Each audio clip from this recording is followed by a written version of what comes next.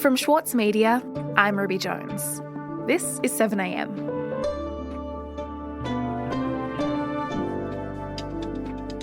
PowerShop was one of Australia's fastest growing energy companies.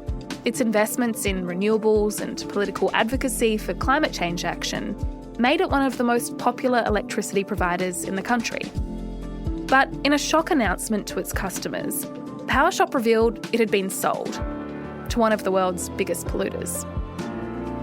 Today, national correspondent for the Saturday paper, Mike Seckham, on the sale of PowerShop and what it tells us about the future of green energy in Australia. It's Tuesday, November 30.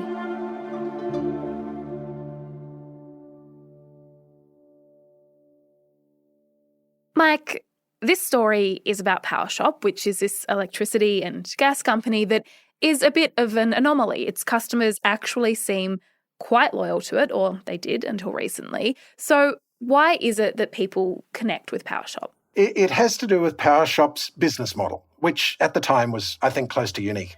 The idea behind PowerShop is ridiculously simple. We make shopping for... So the story is PowerShop started as a New Zealand-based electricity retailer before launching in Australia a little less than 10 years ago. The power business needed a proper revolution, and that's where we come in. And it pitched itself as an alternative to the traditional dirty three big power companies, AGL, Origin and Energy Australia, by promising to invest only in renewable energy and by taking a political stand against the federal government's environmental policies, particularly their attempts to weaken the renewable energy target. And this ended up being a very smart commercial strategy as well, because PowerShop now has about 170,000 customers, and they're very loyal. We need to use electricity, but we don't need to kill our planet in the process. And a big chunk of these customers joined up precisely because of the way PowerShop positions itself as a greener, cleaner alternative. You know, its electricity is 100% renewable, and its gas supplies, which it went into a few years later, are all covered by credible government-accredited offsets. And it also has a lot to do with the partnerships that it struck with some of Australia's biggest progressive organisations like GetUp, for example. Mm-hmm. Okay, so you've got this environmentally responsible electricity company partnering with progressive groups like the activist group GetUp. So how does that alliance play out for both of them? Well, GetUp advocates for a number of different progressive issues, including economic equality and climate action. And in 2014, GetUp entered this partnership with PowerShop, where GetUp committed to directing its supporters to change their electricity supplier to PowerShop. And the power company, in return, promised that it would contribute money to GetUp's climate campaigning. I think it's great that GetUp is encouraging Australians to take the renewable energy target into our own hands.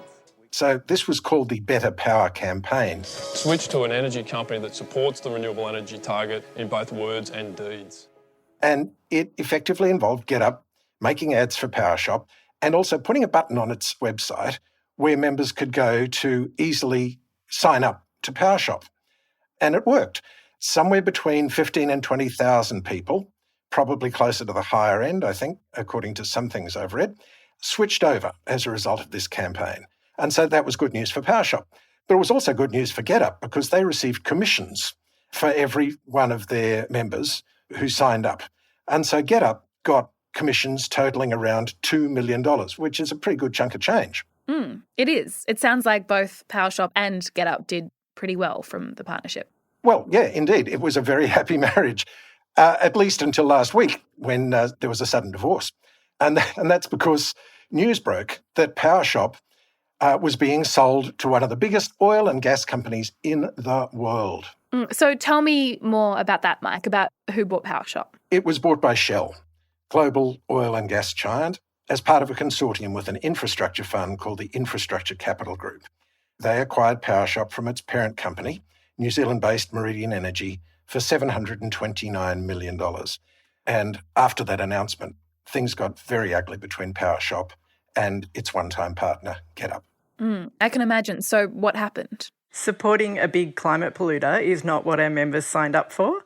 Well, the day after the deal was announced, GetUp released a statement making very clear that it felt betrayed. I'm Catherine McCallum. I'm the Climate Justice Campaign Director at GetUp.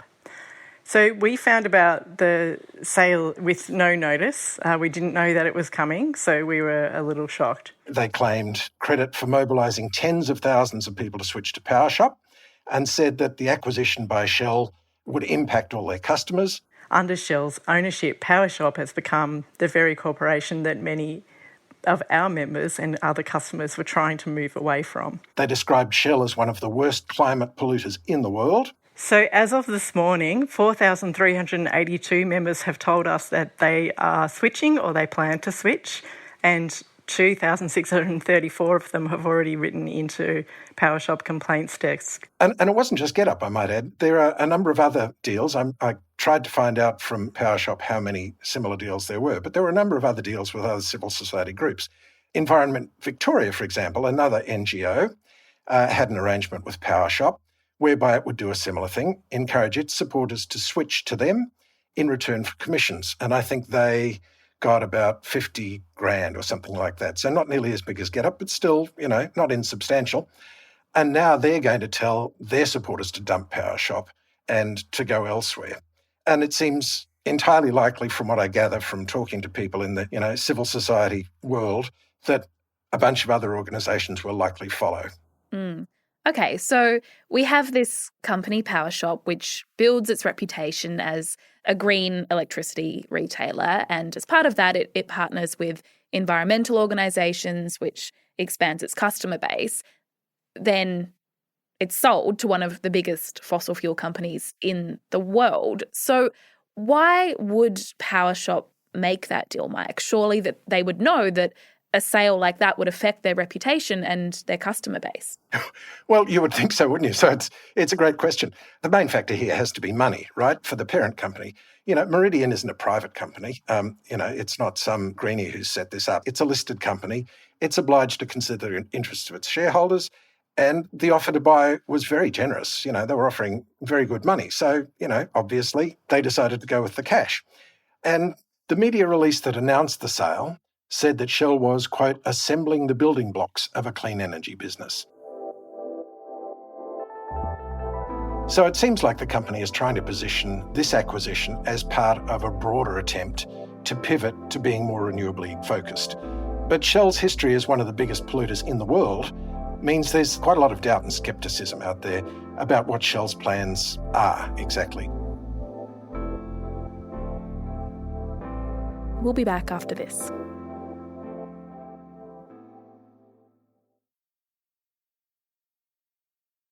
Mike, we know that Shell is one of the biggest oil and gas companies in the world, and that fact alone makes the sale of PowerShop jarring.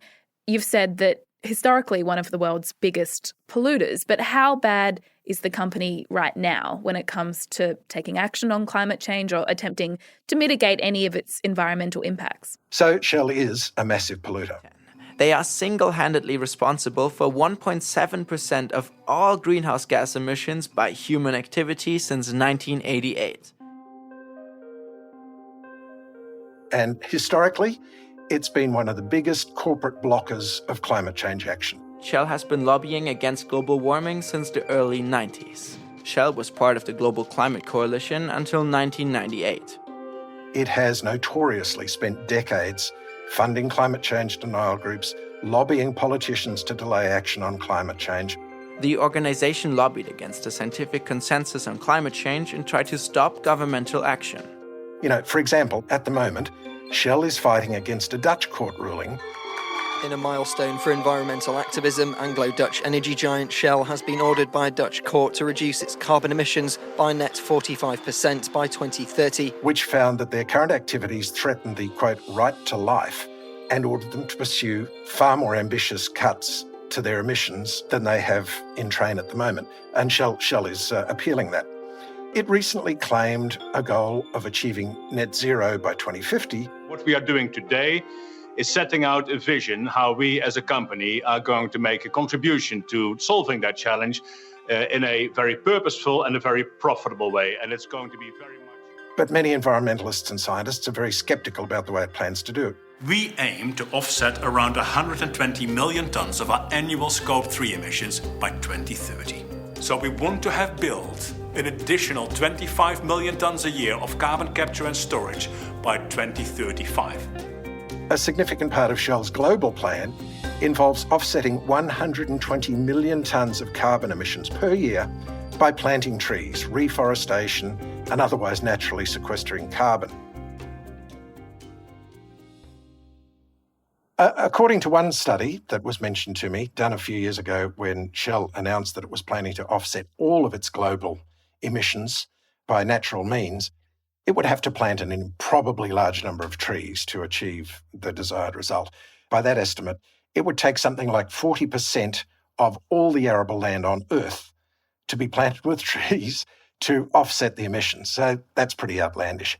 Okay, so historically, Shell has a pretty bad track record on environmental issues, but could you look at this acquisition another way? Could you see the fact that Shell is now buying one of the greenest electricity retailers in Australia as a sign that perhaps the company is trying to change? Well, yes, you could. And I think that's a fair point. You could argue that.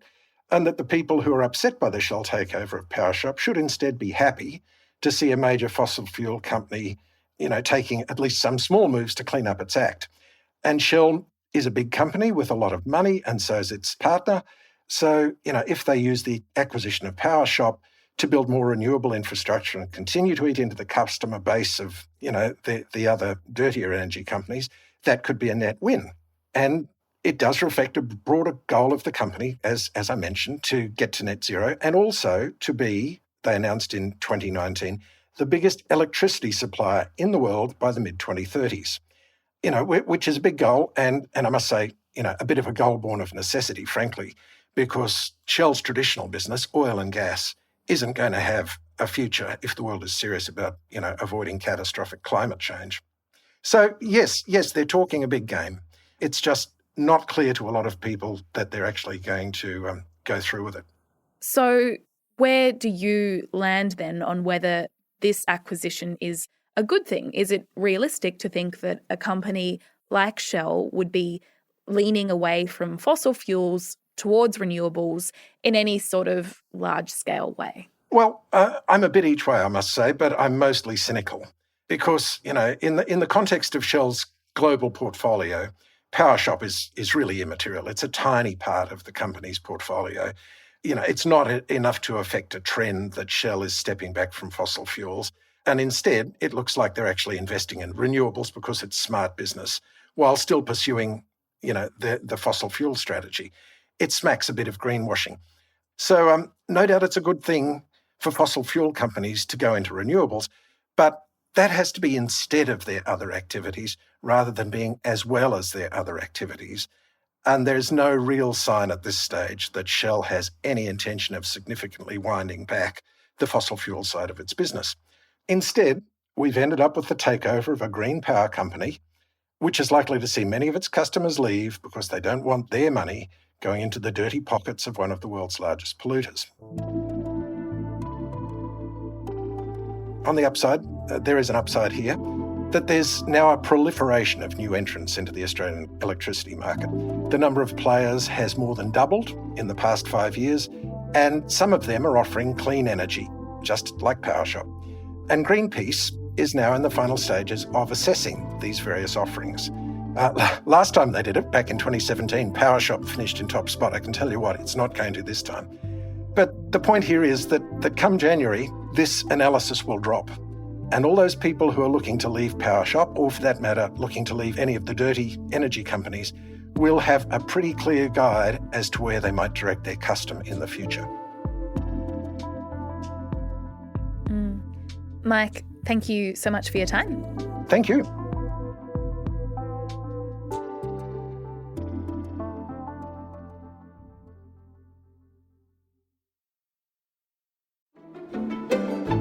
Join Richard Tognetti and the ACO for a bold and intrepid 2022. Featuring a live national concert season, their acclaimed on-demand film series ACO's Studio Casts, and exciting programs from their new home in Sydney's Walsh Bay.